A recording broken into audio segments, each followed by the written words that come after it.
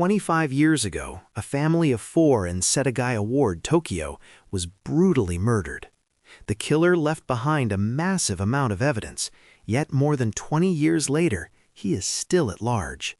Today, we're talking about the Japanese unsolved case that has kept countless true crime fans awake at night: the Setagaya family murders.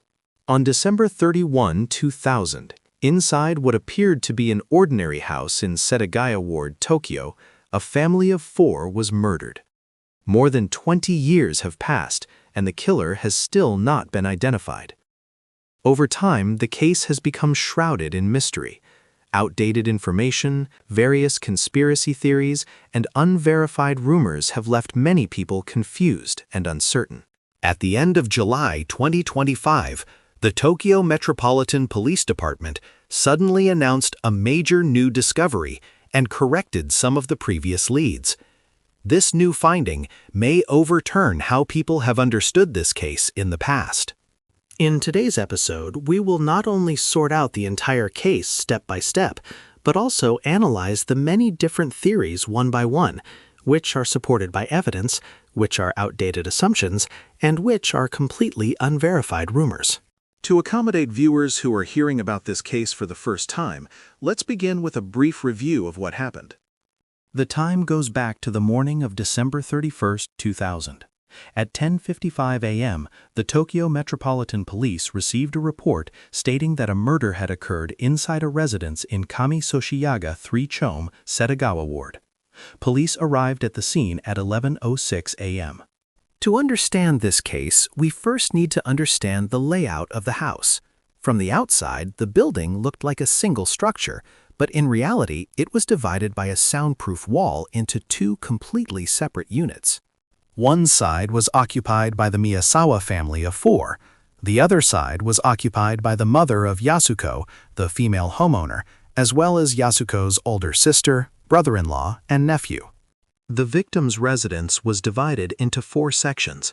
Entering from the parking area, the lowest level was a study. This room served as Mikio Miyazawa's workspace and reception area, and also functioned as a study space for the children. There were 2 computers inside. Going upstairs, there was a bathroom, a separate toilet, and Mikio's son Rei's bedroom. The bedroom contained a bunk bed, a piano, and a balcony. Going up another 4 steps, there was the kitchen, dining area, and living room. The top floor was an attic. The only access to the attic was a fold-down ladder located in the children's bedroom. After understanding the layout of the house, let's look at what police saw when they arrived at the scene. Upon entering, police first saw that the study on the ground floor was in complete disarray, with items scattered everywhere. At the bottom of the staircase leading to the second floor, they found a body lying face down, the male homeowner, Mikio Miyazawa. He had multiple wounds on his body, and a broken piece of a knife blade was embedded in his head. Continuing up the stairs, near the ladder leading to the attic on the second floor, police found the bodies of the female homeowner, Yasuko, and her daughter, Nina. Both were still wearing pajamas. Next, in the lower bunk of the children's bedroom on the second floor, police found the body of the son, Rei. He was the only victim without stab wounds, and his cause of death was suffocation. Police estimated that the crime occurred between approximately 11 p.m. and 11:45 p.m. the previous night. This estimate was based on several reasons. At 10:30 p.m. that night, Mikio logged into his email for the last time.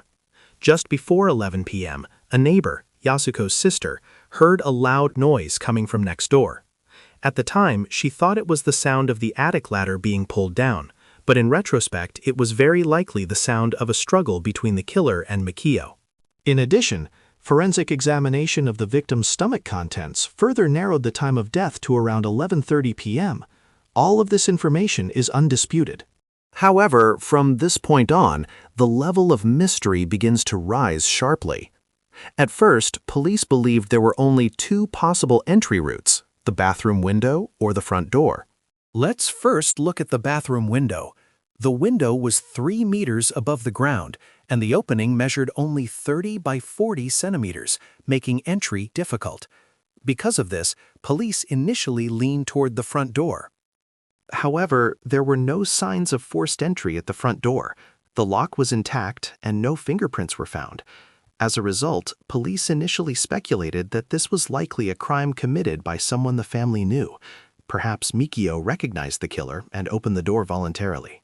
The crime scene was extremely brutal and did not resemble a typical burglary. The killer appeared to be driven by personal hatred and a strong desire for revenge. But as the investigation progressed, police realized that if the killer had entered through the front door, many details no longer made sense, especially the order in which the 4 family members were killed. Eventually, police abandoned their initial assumption and shifted their focus to the bathroom window. At the time of the crime, the bathroom window screen had been completely removed and was found lying in the soil below. Clear shoe prints were visible in the dirt, and a nearby tree branch had been broken, as if someone had pulled on it. Police theorized that the killer likely stepped on the electric meter box fixed to the rear wall or the water heater, using them as footholds, then used the tree branch for leverage to squeeze through the narrow window opening. To verify this theory, police brought in a small-framed officer who successfully climbed through the window. This proved that entry through the window was indeed possible. Currently, this route is considered the most likely point of entry by authorities. However, this also suggests that the killer had exceptional physical fitness and was certainly not an average person. Continuing along this line of reasoning, on the night of the crime, the killer likely entered through the bathroom window into the second floor and went straight to the nearby bedroom of the son, Ray. In other words, Ray was likely the first victim. This is because his room was the only area in the entire house with no bloodstains. If Ray had not been the first victim, the killer would have already been covered in blood and would inevitably have left traces upon entering the room. But in reality, there were no bloodstains in the children's bedroom. Therefore, this room is very likely where the killings began. Next, the killer went downstairs and attacked the male homeowner, Mikio. Based on the position where Mikio collapsed at the bottom of the staircase, investigators believe he may have heard noise upstairs and was preparing to go up to check, only to encounter the killer at the stairway entrance. A fierce struggle broke out instantly, and Mikio ultimately collapsed at the base of the stairs. By this point, the killer's knife had broken, with the blade fragment remaining lodged in Mikio's head. After the struggle, the killer climbed up to the attic using the fold-down ladder. That night, because Nina was ill, Yasuko and Nina were sleeping together in the attic. Based on the scene, clear knife marks and bloodstains were found on the headboard in the attic, indicating that the initial attack on the mother and daughter occurred while they were still in bed. However, their bodies were not found on the attic bed, but near the ladder leading to the attic. Around the ladder, various first aid supplies such as sponges and bandages were scattered, stained with Nina's blood. This indicates that Yasuko attempted to treat her daughter's wounds. A reasonable sequence of events is as follows.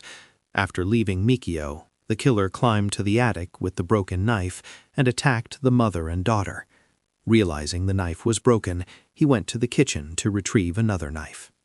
During this interval, the mother and daughter may have believed the killer had left, and they struggled down the ladder to find first aid supplies to treat their injuries. Unexpectedly, the killer returned quickly and launched a second attack.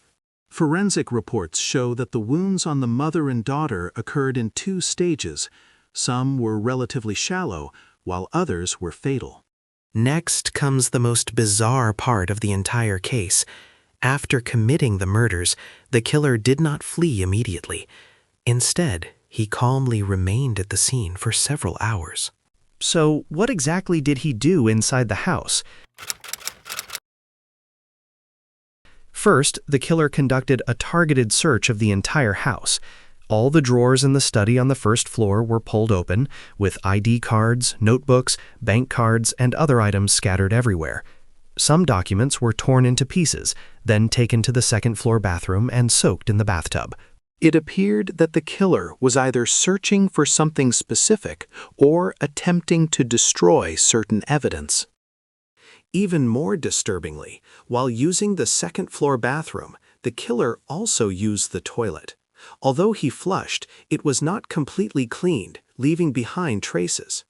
Police analysis of the feces showed that it did not match the family's dinner that night, and DNA testing confirmed that it belonged to the killer.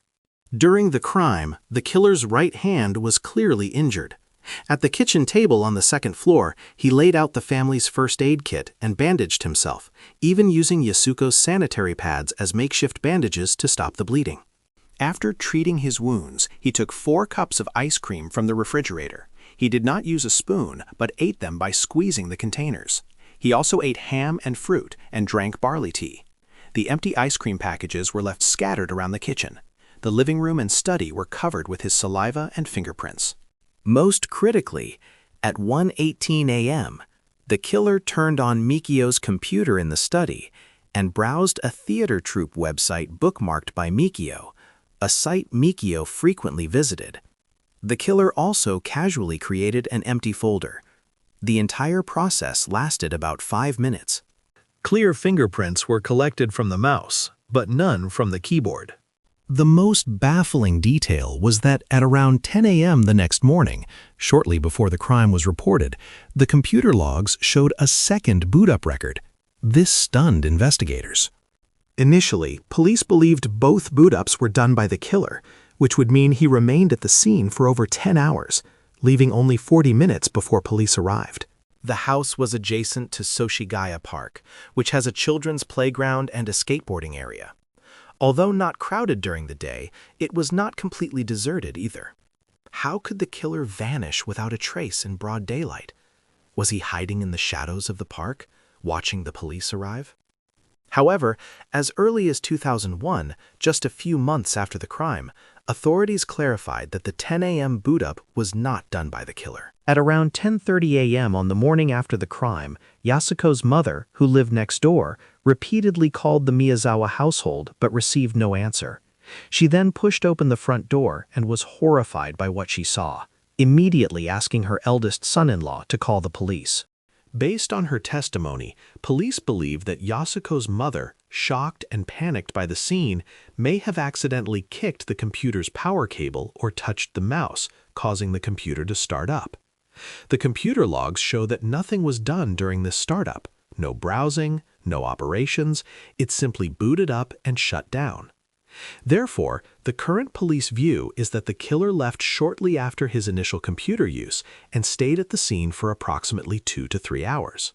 The strangeness of this case does not end there. Before leaving, the killer seemed to deliberately mock the police by leaving behind an enormous amount of evidence. In theory, these clues should have allowed investigators to identify a suspect quickly, but instead, they only made the case more confusing. Let's first list the physical evidence. The weapons included a sashimi knife and a regular kitchen knife from the Miyazawa home. Other items included a gray-purple hoodie, a black down jacket, a dark green waist pouch, a gray sun hat, a short green scarf, and a pair of black leather gloves. Some areas of these items contained visible bloodstains, which testing confirmed belonged to the suspect. There were also 2 handkerchiefs, one of which had a missing piece. The handkerchiefs carried traces of cologne. In addition to the items left behind, some items were missing, approximately 150,000 to 200,000 yen in cash, as well as one of Mikio's sweatshirts. There was also a small incident that sparked widespread discussion. When police initially cataloged the evidence, every item was numbered. Later, during continued investigation, they discovered that one New Year's greeting card was missing. The disappearance of the card immediately put police on high alert and attracted heavy media attention. Speculation arose that the killer had returned to the scene to retrieve the card, perhaps because it contained his address or name. This led to suspicion that the killer was someone close to the family. However, authorities soon clarified that the card had simply been taken to a laboratory for analysis by investigators. The results showed only the victim's traces, with no evidence linked to the killer. So the card was not taken by the killer. There was another eerie episode. On the 100th day after the crime, April 9, 2001, police discovered a roughly 50-centimeter-tall Jizo statue in the grass directly across from the victim's house. A symbol resembling the kanji character 6 was carved into the base, giving it an air of mystery. No fingerprints or DNA were found on the statue. Who placed it there? Many people speculated that the killer returned to the scene on the 100th day to place the statue, possibly out of guilt. In Japanese tradition, the 100th day after death is known as the 100-day memorial, a highly significant mourning milestone. Families often hold ceremonies to pray for the deceased, and Jizo statues symbolize protection of children and wandering souls, commonly placed by roadsides to comfort the dead. Police later released photos of the statue and asked the public for information, but to this day, no one has come forward. Initially, police estimated the killer's age to be between 15 and 20 years old. This estimate was based largely on the clothing left behind. The hoodie was loose and street-style, popular among young people at the time. The shoe prints were from Slazenger brand sneakers, size 27.5 centimeters, suitable for a tall, slender youth. The waist pouch and scarf were also small in size, suggesting a slim build. Based on these fashion characteristics, police initially believed the killer was a local teenager. As for motive, because approximately 150,000 to 200,000 yen in cash was missing, police initially classified the case as a burglary turned murder. They speculated that a cash-strapped youth from the neighborhood targeted the isolated house on New Year's Eve, intending to steal money, but escalated to murder when met with resistance. However, this theory quickly fell apart. Valuables such as jewelry, watches, and other easily accessible cash were left untouched. If theft were the goal, why choose a time when all 4 family members were home, rather than an empty house? Moreover, the killer did not head straight for valuables after entering, but instead went directly to the middle-level bedroom. Police believe the killer may have deliberately staged the scene to look like a burglary. Another possible motive was revenge. As mentioned earlier, Setagaya Park, next to the Miyazawa home, had a skateboarding area frequented by noisy youths. 1 week before the crime, Mikio had a conflict with skateboarders over noise and had filed complaints. Police speculated that one of these youths may have harbored resentment and carried out the attack in retaliation. Police conducted large-scale interviews with local youths and park regulars, but found nothing. Then, in July 2025, new findings emerged. Using advanced DNA technology based on bloodstains and fingerprints left at the scene, the Tokyo Metropolitan Police revised the killer's age. At the time of the crime, the killer was approximately 30 years old, meaning he would be around 55 today, with a margin of error of 2 to 3 years. This scientific evidence is far more reliable than early assumptions based on clothing. Compared to the teenage burglary theory, this age better fits a motive of revenge. A 30-year-old adult is more likely to be involved in business disputes, personal grudges, or social conflicts. Additionally, the killer's handling of documents at the scene was clearly targeted. He did not destroy items randomly, but selectively tore up documents in the study and living room, including planners, schedules, and Mikio's business materials. He not only shredded them, but also soaked them in the bathtub upstairs, an action that strongly suggests. Following the revenge theory, numerous unverified rumors began circulating online. Next, let's examine some of the most widespread ones. First is the theory involving real estate developers. Behind the crime scene was Setagaya Park, which had long been slated for expansion by the city government. The surrounding neighborhood was cleared, with over 200 households relocating. Eventually, only 4 households remained, including the Miyazawa family and their relatives next door. Rumors claimed that the Miyazawas were holdouts who refused to move, angering developers who resorted to violence. This sounds plausible, but it is completely false. According to official police reports, the Miyazawa property had already been purchased by the city government in March 2000, and relocation plans were finalized. The family was scheduled to move to a new home within months. The confusion arose because Yasuko hesitated about moving. Her son, Rei, had developmental disabilities, and as a teacher, Yasuko understood how important environmental stability was for his growth. She wanted to delay the move to give him time to adjust. Even if the family had refused to move, why would only they be targeted when 3 other households remained? Thus, the developer revenge theory is pure rumor. Next is the cult massacre theory. Some claimed that the Miyazawa couple were former members of the Unification Church who were killed for leaving the organization. This theory gained traction after the 2022 assassination of Shinzo Abe, when cult scandals resurfaced. However, there is no evidence whatsoever that the Miyazawas were members of this group. Moreover, the church has no history of murdering defectors. Examples such as gymnast Hiroko Yamasaki and actress Junko Sakurada, both of whom left the church without harm, further disprove this claim. This rumor is entirely baseless. Finally, there is the organized crime theory. This originated from a 2015 book titled The Setagaya Family Murder Case, A New Truth After 15 Years. The book claimed the killer was a former Korean soldier hired by a religious leader to eliminate the family over land speculation. The story was detailed but entirely speculative, with no evidence, documents, or witnesses. The author never appeared publicly. Police officially stated in 2016 and again in 2022 that there was no evidence of land disputes. However, the Korean suspect theory did originate from early police speculation. The Schlesinger shoes were not sold in Japan, but were sold in Korea. DNA analysis suggested the killer's maternal lineage was Southern European and paternal lineage East Asian. The paternal haplogroup O-M134 appears in about 1 in 5 Koreans compared to 1 in 13 Japanese. Japanese police cooperated with South Korea to compare fingerprints with national databases, but no match was found. Another popular theory involves the U.S. military.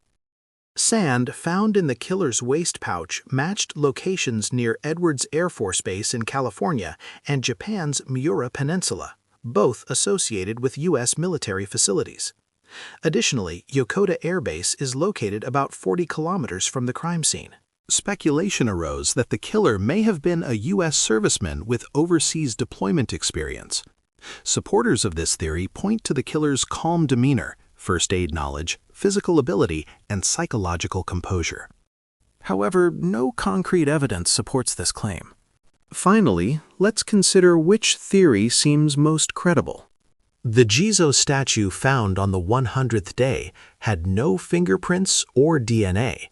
If it were placed by a passerby, why would all traces be so thoroughly wiped away? This strongly suggests deliberate action. Given the cultural significance of the 100-day memorial, the person who placed the statue likely understood Japanese traditions deeply. If it was the killer, he was most likely Japanese, or a foreigner who had lived in Japan for a long time. So why hasn't the killer been caught? Police may have his fingerprints, but if he had no prior criminal record, there would be nothing to match them to. Japan's strict personal information protection laws also severely limit the use of DNA in criminal investigations. DNA samples cannot be collected freely, and analysis results cannot be widely shared or disclosed. In this case, the killer's DNA was analyzed by a university under government authorization, and the information later leaked. Although unofficial, the data is considered accurate. Public calls to relax these laws are growing. If Japan adopts DNA profiling techniques already used in the US, it may finally be possible to reconstruct the killer's appearance. And with that, the truth may finally come to light. That's where today's story ends. What do you think about this case? Feel free to share your theories in the comments. See you next time.